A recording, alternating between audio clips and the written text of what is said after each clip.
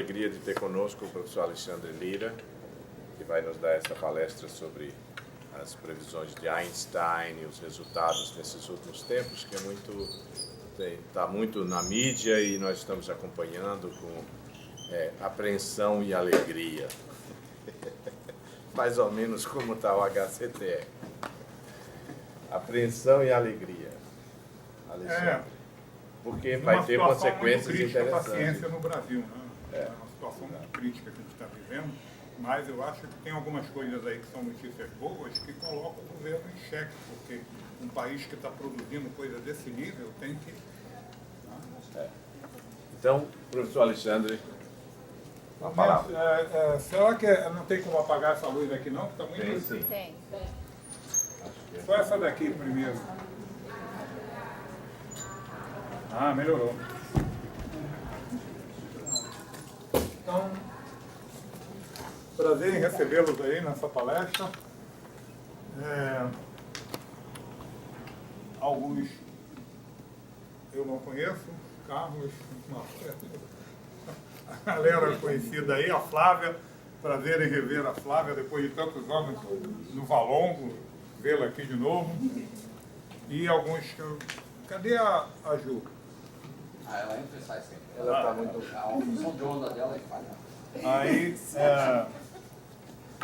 nessa palestra sobre ondas gravitacionais, é um negócio interessante, né? Porque eu trabalho em relatividade teórica, né? Eu não trabalho com experimentos de relatividade. Então, mas as ondas são uma solução teórica da relatividade geral, né? Aí, desde que começou essas questões relacionadas com o LIGO, né, com a detecção das ondas, eu sempre me dispus a dar palestra sobre ondas gravitacionais. Mas tem algo aí que eu não aguento mais, que é o seguinte: eu programo uma palestra, tudo programado, no dia que eu vou dar a palestra, no dia anterior, tem uma nova detecção. Isso aí acontecendo já umas 3 vezes, né? Porque nós estamos na 5ª detecção de ondas gravitacionais. E essa detecção é algo que nós esperamos 100 anos para que isso acontecesse. Quer dizer, o Einstein fundou a relatividade geral em 1915, em 1916 ele fez a primeira solução de ondas gravitacionais, uma solução de campo fraco, que era uma onda bem fraquinha, em 1916.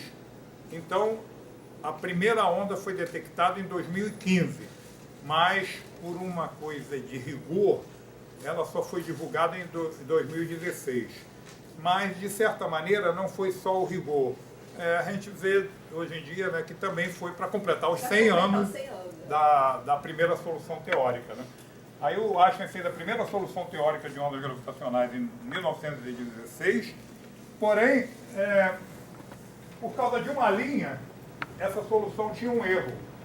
Na hora que ele tinha uma quantidade lá, ele tinha uma certa quantidade de gama que ele tratou como gama-linha, ou o contrário. Essa mudança do gama para o gama-linha introduziu um erro na solução dele, que ele consertou em 1918. Peraí, 18 ou 19, eu tenho aí tudo escrito. Na realidade, eram derivadas desses gama, Derron de XMI, Derron de XI. Era uma derivada que nessa derivada ele fez com linha. Então, um errinho, uma coisinha boba dessa, ele introduziu a primeira solução dele, estava com um erro. Mas aí, logo em seguida, ele consertou. Aí, desde essa época, a gente vai falar aqui rapidamente, porque o Einstein elaborou as equações do campo gravitacional. São as equações de Einstein. Essas equações rompem com todo o paradigma newtoniano. Porque Newton diz o quê? Que duas massas interagem instantaneamente com a velocidade infinita para dizer sobre a gravitação. Ou seja, o Sol está lá, nós estamos aqui na Terra. A gente recebe com velocidade infinita a interação gravitacional 1 sobre R2 do Sol. A concepção de Einstein não é isso. A concepção de Einstein não tem isso. Tem um corpo. Aqui não tem nada, é um vazio. Você bota um corpo aqui dentro, esse corpo, um fóton, qualquer coisa que você coloca aqui dentro, que tem energia, né? Coloca aqui dentro, ele modifica o espaço-tempo aqui. Então, qualquer outro corpinho pequenininho que você bote aqui vai reagir a essa modificação no espaço-tempo. Aí vai modificar a órbita, vai modificar tudo. A teoria de Einstein é uma teoria geométrica da gravitação. O Einstein, para elaborar essa teoria, demorou 10 anos. Ele fez a relatividade especial em 1905 e fez a relatividade geral em 1915. Quer dizer, demorou 10 anos para fazer essa mudança epistemológica, né? Paradigmática, né? Mudou os paradigmas da gravitação. Né? E as ondas eletromagnéticas, as ondas gravitacionais, elas são tão consequência das equações de Einstein como as ondas eletromagnéticas que todo mundo usa no celular aí são consequência das equações de Maxwell do eletromagnetismo. É uma coisa muito natural isso. Né? Bem, então a previsão de Einstein em 1916 foi confirmada pela primeira vez com um anúncio em 11 de fevereiro de 2016, apesar de a detecção ter sido em 2015. O que aconteceu? Alguns anos antes, 2 ou 3 anos antes, houve um observatório astronômico na Antártida, o BICEP-2.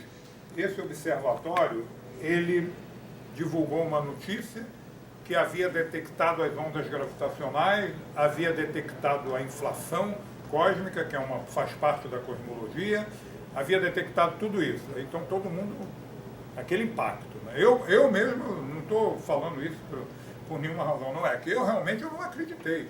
Porque detectar inflação, isso é uma coisa que aconteceu quando o universo tinha 10 elevado a menos 40, em torno de menos 40 segundos de vida, 1 sobre 10 elevado a 40, quer dizer, o universo tinha mal começado, aí eles divulgaram isso. Aí depois descobriram que aquilo nada mais era do que uma influência da poeira da galáxia. Aí com isso as ondas gravitacionais ficaram estigmatizadas. Quer dizer, quem trabalha com onda gravitacional tem que tomar muito cuidado, para não falar besteira. Então, por essas razões, os resultados do LIGO, eles demoraram em torno de 6 meses sendo avaliados e reavaliados para poder se fazer uma divulgação séria, né? Para poder seguir o rigor científico. Então, com isso, a detecção só foi divulgada em fevereiro. Botei os símbolos aqui, né, da universidade, esse símbolo do HCTE, que é difícil eu consegui com a Regina, retratado, botei os símbolos aqui. E o pai dessa história toda, né? Agora a onda gravitacional vai virar brinquedo, né? Toda hora vão detectar, e pelo que nós estamos vendo, vão ser detectadas também a contrapartida eletromagnética, né? Como foi detectada e anunciada essa semana. Vamos lá, por favor. Não vai ter como virar. Tem alguém aqui pode passar o teclado para aí, para vocês? Pode, sem problemas. Não sei se ele dá. Esse ele dá. Senão alguém se habilita a sentar aqui mais perto para passar, por favor. Vamos ver se a gente Você quer vai. controle remoto? Pronto, foi. Quer controle remoto? Se funcionar, o que eu vi? Não foi esse? Lá tá bom, aqui tá maluco. Bom, aqui aqui tá- tá bom. É. Não, é porque a gente deve ter sem querer esbarrado no cabo. Não tem problema. Não, aqui. Deve ter sido isso aqui. Vê se não melhorou. Eita. Pronto, foi. Normalmente essas lanternas, quando eu vou usar, não funciona, aí me diz como é que eu faço aí. Deixa eu ver se ele leu. Tá lendo, tá lendo. Pronto, foi, já foi. É só esses dois botões aqui, ó. Esse aqui vai para frente, esse aqui vai para trás. Opa, beleza. Bem, então vamos lá. Bem, essa é uma notícia importantíssima para nós, né, da universidade em geral, para o Valongo, né, e para as ondas gravitacionais. A 5ª detecção de ondas gravitacionais foi realizada em agosto, mas a gente só soube, foi anunciada agora, segunda-feira, 16 de outubro, a contrapartida eletromagnética dessa detecção. Quer dizer, foi anunciada as duas juntas, né? Colisão de estrela de nêutrons. Como colisão de estrela de nêutrons é um fenômeno menos energético do que a colisão de buraco negro, então há uma contrapartida eletromagnética. Quer dizer, é importante dizer o seguinte, que as ondas eletromagnéticas não tem nada a ver com ondas gravitacionais. As ondas gravitacionais, elas, a grosso modo, é como se passa uma aqui, as dimensões desse auditório, elas esticam e encolhem. Onda eletromagnética não, entra aí no teu celular. São fenômenos de origem completamente diferente. Né? Então, por isso que os observatórios de ondas gravitacionais, eles são blindados para ondas eletromagnéticas. Entendeu? Eles não recebem ondas eletromagnéticas. Quem vai receber onda eletromagnética são os observatórios astronômicos. Mas como houve a detecção de ondas gravitacionais nessa região aí da galáxia NG, C, depois nós vamos ver o nome dela. Aí o que acontece? Os observatórios astronômicos ficaram todos focados lá. Então houve cerca de 70 observatórios voltados para as ondas eletromagnéticas produzidas naquela região. E é nessa detecção que o Valongo teve 2 pesquisadores que participaram, porque esses observatórios são conglomerados, é muita gente que participa. O próprio LIGO, que detectou as ondas eletromagnéticas, o LIGO é um observatório com 2.000 cientistas, né? Quer dizer, técnicos, engenheiros, e temos alguns brasileiros, Odília Aguiar e outros, né, participando, principalmente da parte dos amortecedores do LIGO, para não... Porque você tem o LIGO aqui, o detector de ondas eletromagnéticas, se passar um caminhão aqui, não pode perturbar aquele troço, né? Então tem que haver amortecedores muito bons para não serem perturbados por movimentos sísmicos, inclusive. E por isso que nos Estados Unidos são 2, um no sudeste e outro no noroeste. Por quê? Porque se um tiver um pequeno abalo sísmico, o outro está muito longe e não vai ter. Então tem que ser confirmada um e outro. E a primeira detecção de onda gravitacional, ela foi muito interessante, porque tinha uma aluna lá de doutorado, se eu não me engano, ela ia fazer um teste no LIGO, passar uns caminhões, não sei o quê, ao lado do LIGO, para ver se ia acusar os sensores, ia acusar alguma coisa. Mas por alguma coisa, não sei se choveu, não sei exatamente o que aconteceu, né? No dia que ela ia fazer isso, ela acabou não fazendo, e foi exatamente nesse dia que chegou a primeira onda. Né? Agora vocês vão ver, a sensibilidade do aparelho é tal que o estica e encolhe do espaço-tempo é algo 1000 vezes menor do que o tamanho do próton. Então, é um negócio pequeníssimo. Mas isso, com os lasers, é possível fazer isso, né? Por causa do comportamento da onda do laser. Então, é possível detectar interferências dessa ordem de grandeza. Quer dizer, não é um negócio que você não vai ver ninguém se afastar. Você vai ver um afastamento, encolhe e estica da ordem muito menor do que o tamanho estimado para o próton, né? Porque o tamanho do próton, né, como o Carlos aí vive me perguntando, é uma coisa que você estima por experimento, de espalhamento, né, de outros experimentos. Então, essa quinta detecção, esses objetos todos são denominados assim, de gravitational waves, né? E 17/8/17. A data, sempre está a data da detecção, foi do dia 17 de agosto de 2017. Mas ela foi divulgada na segunda-feira. Foi uma detecção conjunta, participaram vários brasileiros e 2 colegas do Valongo.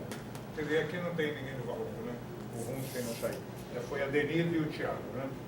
Foi uma fusão de estrelas... Os 2 laboratórios perceberam? Os 2 laboratórios perceberam? O quê? Os 2 laboratórios perceberam essa detectaram?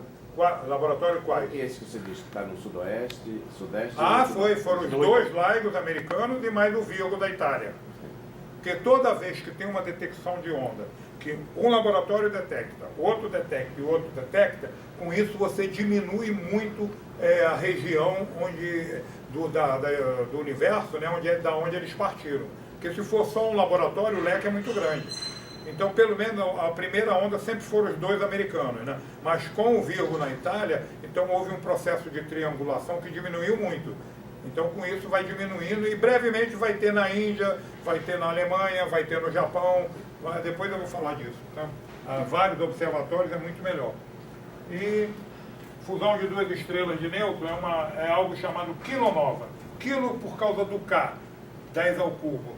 E nova é um tipo de estrela peculiar, né? Não é uma supernova, mas é nova. Né? É uma estrela, é um estágio posterior da evolução estelar. Né? Encontrada numa galáxia. Agora só tem que essa foi muito próxima. Essa foi a alguns 120 milhões de anos-luz. Mas as primeiras 4 detecções do LIGO foram objetos que foram bilhões de anos-luz. Ou seja, houve um evento que ocorreu há bilhões de anos-luz antes, né? A luz saiu de lá alguns bilhões de anos atrás e veio, só agora chegou na Terra. Mas aí vocês imaginam, né? Quer dizer, a luz não, a onda gravitacional. A onda gravitacional ocorreu aqui e ela vai para todos os lados. Né? Vai para todos os lados durante bilhões de anos. A Terra está lá. Então a Terra recebe uma fatiazinha de uma onda que foi se dissipando, e quando chegou aqui é um negocinho de 1/1000 do próton, do tamanho do próton. Então, mas ela foi para todos os lados. Quer dizer, o grande tsunami gravitacional é ali na vizinhança. Né? Quer dizer, objetos que estariam ali na vizinhança da colisão de buraco negro Quando ela foi emitida, né? A Terra nem existia. Quando ela foi emitida, a Terra nem existia, tal como ela é hoje. Da onde ela veio, é uma onda. Em algum momento aconteceu uma situação, veio a onda. De onde ela veio, a Terra nem existia. Até o quê? A Terra. Não. Tal como Não, essas de 3 bilhões não, já existia. Sim, mas a Terra. Não existia a Terra, não como ela é hoje. Não existia gente aqui. A Terra estava multicelulares, organismos multicelulares. Não, mas você falou de foi de 8, 10 bilhões, sei lá. Não, foram 3 bilhões. Todas essas de buraco negro foram em torno de 1 bilhão de anos, 2 bilhões, 3 bilhões. Mas de repente... O universo tem 13 bilhões de Mas anos. é isso que ela está falando. Não, a Terra já existia. Mas não existíamos nós na Terra. A Terra estava num processo ainda de multicelular, vida multicelular. Mas eu entendi o que ela falou. Dependendo da distância, poderia nem existir a Terra e... Se for uma onda muito mais antiga, né? Então, agora essas duas foi 1/100º da massa solar, hein? Flávia? Essa colisão de estrela de Newton, que ela transformou em energia foi 1/100º de massa solar. Mas nós vamos ver que as antigas detecções de ondas, as outras anteriores, né, as 4 anteriores, ela transformou em energia tudo cerca de 3 massas solares, 2 massas solares. Vocês imaginam 2 massas do Sol, que o Sol vai ficar bilhões de anos aí irradiando energia, 2 massas solares transformadas em ondas gravitacionais. É muita coisa. Entendeu? Mas essa foi apenas 1/100º. Quer dizer, já caiu muito por serem colisões de estrela de Newton. Alexandre, quanto tempo demora um evento desse? Quando você já foi detectado tal dia? Isso aí a gente está falando assim, de horas, de minutos? Esses eventos eles demoram um tempo razoável, eles não são assim, entendeu? Demoram porque é um processo longo, porque esses buracos negros eles começam a orbitar um em torno do outro, vão perdendo energia, vão orbitando, podem durar, eu acredito que horas ou dias mesmo, entendeu? Até chegar à colisão final. A colisão final é muito rápida, né? Não é um evento assim rápido. Mas a gente detecta a gente detecta a colisão. A colisão. A colisão. Porque na colisão você tem, por exemplo, 30 massas solares e 35 massas solares. 2 buracos negros. Aí dá 65 massas solares. Na colisão, por exemplo, são transformadas 3 massas solares em energia. Essa é a onda gravitacional. Então, no LIGO aparece isso com um pico. Mas no início é apenas uma rotação de 2 objetos um em torno de outro. Entendeu? A gente consegue detectar essa... Não, a gente detecta o final. A gente detecta quando houve a colisão, um novo buraco negro que foi formado, no caso de estrela neutros análogos, um novo buraco negro que foi formado e a transformação em energia, por exemplo, de 3 massas solares. A gente vê a fase final.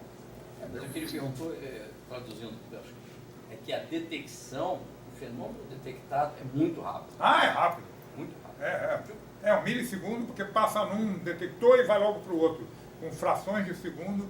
É muito rápido. Agora, os eventos eletromagnéticos aí duraram muito mais tempo, porque essa da onda de estrela de Newton, Aliás, hein, Flávio, essas estrelas de nêutrons agora, isso está resolvendo também outros problemas da astrofísica, que é produção de raios cósmicos, raios gama, tudo isso. Teve teve um gamma ray burst bem forte nessa colisão. Né? Isso vai explicar muitas coisas, quer dizer. Agora, vou falar algo que eu deveria ter falado no início, mas eu me lembrei agora. Vocês, a gente não tem, a gente está vivendo essa época, a gente não tem muita dimensão desse fato. Vocês se lembram que antes de Galileu não existia telescópio para... Quer dizer, um pouquinho antes havia lunetas, né? Mas o telescópio dirigido para o céu foi com Galileu. Né? Quer dizer, detectou satélites de planetas, etc. Então, quer dizer, a humanidade até Galileu, ela não usava telescópio, era tudo no óptico. Mas o céu não era poluído como hoje, né? Não era essa poluição toda. Então, os caras detectavam, tem mapas aí, cartas celestes, com mais de 1000 estrelas, né, de Parcos, isso aí, mas com muitas estrelas, uma quantidade enorme, mas tudo no óptico, no olhômetro, lá com aqueles aparelhos deles, né, com aqueles... tem uns nomes, como é que é? Agora não estou lembrando. Depois. Uma espécie de transferidores gigantescos para marcar a posição. Aí marcava e tudo. A época que nós estamos vivendo representa para o homem um análogo do que foi apontar um telescópio para o universo. Por quê? Porque todas as detecções, a partir de Galileu, né, quer dizer, eram todas detecções de ondas gravitacionais, de ondas eletromagnéticas. Agora, nós estamos vivendo a época em que a gente vai ver um novo tipo de coisa. Nós vamos ver ondas gravitacionais. Quer dizer, o homem está entrando numa nova era, uma era em que ele vai poder ver o universo, regiões em que não vê nada no universo vão passar a ser visíveis.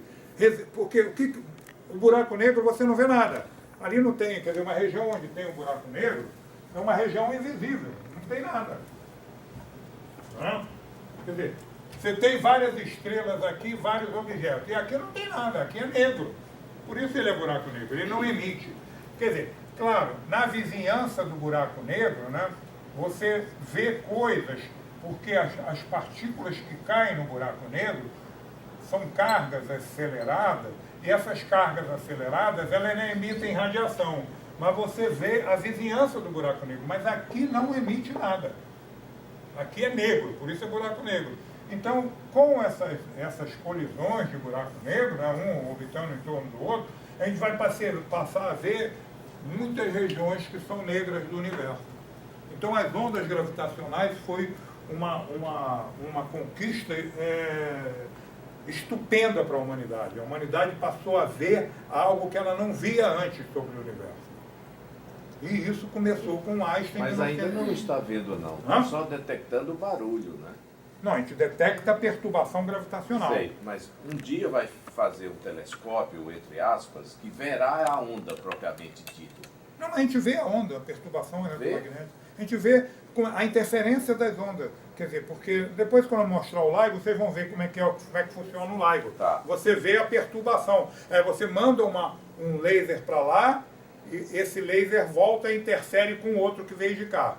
Aí o que vai acontecer? Como essas dimensões esticam e encolhem, a figura de interferência que não existia antes, ela passa a existir. Isso, inclusive, é transformado em som. Sim, é por isso que eu estou dizendo. Parece que a gente só escuta o som. Mas não, a gente não escuta o som. A gente vê a interferência do raio laser. Vê também. A gente vê um raio laser que vai, a gente vê isso aqui, ó. Você tem um laser que vai. Aí tem o outro que, não vou conseguir desenhar, um outro que vai, um outro diferente, e que soma os dois não dá nada. Dá uma interferência destrutiva. Quando passa a onda, faz isso aqui. Aí produz uma interferência. A gente vê essa interferência. Isso é a detecção. Ou seja, antes você não via nada na interferência dos lasers, porque ela era programada para interferir Você está no mar, vem uma onda da água do mar. Aí vem uma onda, bate na praia e volta. Vocês sabem, todo mundo sabe disso. Às vezes a onda vem e você fica parado no mesmo lugar. Por quê? Essa que está levando você para cima e a outra que vem da areia, ela faz levar você para baixo. Então as duas interferem, uma leva você para cima, outra leva você para baixo, e você fica parado. Você fica parado, porque é uma interferência destrutiva. A amplitude de uma te leva para cima. A que vem que bateu na areia e voltou, ela te leva para baixo. Então há uma interferência destrutiva. Você não mexe, você fica parado ali. Quer dizer, os lasers são programados para essa interferência destrutiva. Mas quando passa a onda, aí não. Aí ela estica um deles, que eles são ortogonais, então não tem jeito de passar uma onda gravitacional ali que não mexa com nenhum dos dois, porque as direções deles são ortogonais, aí há uma interferência, aí dá um... Entendeu? Depois vai passar isso. Vamos lá. E outra coisa, produção de elementos novos. Quer dizer, produção de elementos que não são produzidos na evolução estelar. Porque na evolução estelar, uma estrela como o Sol, qualquer estrela, ela só produz elementos até o ferro. Não é possível produzir, pelo tipo de reação nuclear, produzir elementos além do ferro em qualquer estrela. Aí o que acontece? E como é que a gente tem urânio, tem elementos além do ferro? Porque esses elementos são produzidos em explosões de supernova. Entendeu? Explosões de elementos de estrelas muito mais poderosas e que produzem temperaturas muito maiores. E com essa explosão da nova, né, que produziu as estrelas de nêutron, aqui, foram produzidos platina, ouro, hélio, diversos isótopos radioativos pesados. E esses radioativos pesados continuaram mandando radiação aí que os astrônomos vão trabalhar durante algum tempo nisso. Vamos? Ô, João, me ajuda aí, cara. Bem, essa quinta detecção dessa semana, né, ela foi localizada numa galáxia NGC 4993, que fica pertinho aí, 123 milhões de anos-luz. Ou seja, detectamos algo que a luz saiu de lá há 123 milhões de anos atrás. Para ir para a antropologia, como é que estava a Terra nessa época, né? 123 milhões de anos? Era dos dinossauros. Né? Dinossauros, né? Quer dizer, a luz saiu de lá na época dos dinossauros, chegou a luz não. É a luz também, né? E as ondas eletromagnéticas. Um parênteses. Tanto as ondas eletromagnéticas quanto as ondas gravitacionais, elas caminham com a velocidade da luz. Ou seja, 300 mil quilômetros por segundo. Isso é consequência da relatividade especial, da relatividade geral. Não tem como ela caminhar com outra velocidade. Velocidade da luz. Isso é uma grande mudança da física newtoniana. A física newtoniana, a interação gravitacional é instantânea, né? Fala. Quando você acabar, eu vou fazer a pergunta, mas só para ficar marcado, para não esquecer. Essa identidade absoluta da interação gravitacional e eletromagnética, que é básica na relatividade, ela significa que o espaço e o tempo reagem da mesma forma às duas coisas. E ao mesmo tempo você diz que as duas coisas não têm nada a ver. O problema da grande unificação é unificar as duas coisas. Então, me parece, você que é físico teórico, que aí está uma pista para a grande unificação. Porque você está usando eletromagnetismo e gravitação e considerando as duas coisas. Mas a gente está usando, nós estamos usando eletromagnetismo via a relatividade especial aplicada ao eletromagnetismo. Sim. Gravitação, as equações de Einstein. Mas a grande unificação lida com a teoria quântica da gravitação unificada com as outras teorias. Sim. É um pouquinho diferente a coisa. Não. Falta coisa, meus irmãos, a identidade. Porque poderia ter um ser